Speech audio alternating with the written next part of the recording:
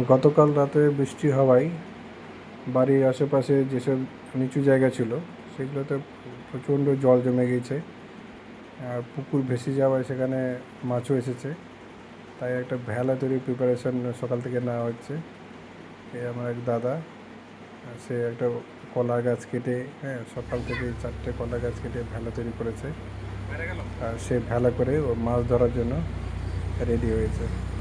এই দেখো, সকাল থেকে আমরা যেটা চেষ্টা করছিলাম ভেলা তৈরি করার, সেটা রেডি হয়ে গেছে। আমার এক দাদা এবার ভেলা নিয়ে চললো মাছ ধরতে। আমাকেও ডাকছিল, কিন্তু আমার সাহস হলো না। ও ভেলাতে যেটা জাল মারবে, জালকে আবার আমি পড়ে যেতে যাই, তাই ওকে বললাম তুমি আগে যাও, দেখে আসো কেমন কি হচ্ছে, তারপরে দেখছি। দেখো, এখন জাল নিয়ে রেডি হয়ে গেছে। এবার সেই জলা জায়গাতে জালটা ফেলবে।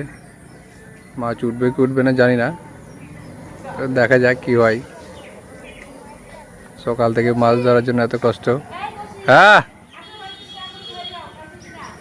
হ্যাঁ, দাঁড়াও,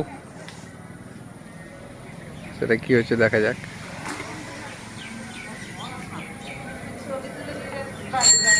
হ্যাঁ হ্যাঁ,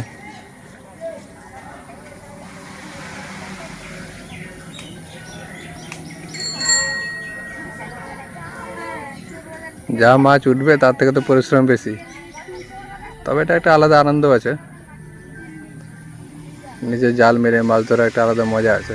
আমি তো দেখার জন্য সকাল থেকে বসে আছি, কখন এটা রেডি হবে আর কখন জাল দিয়ে মাছ ধরবে।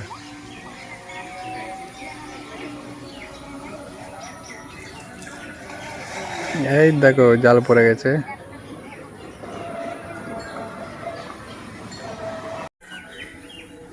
আবার জাল তোলা শুরু হয়েছে,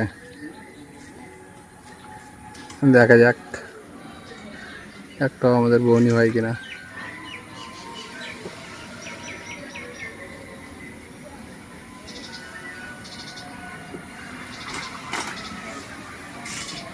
কত জুম আছে এটাতে?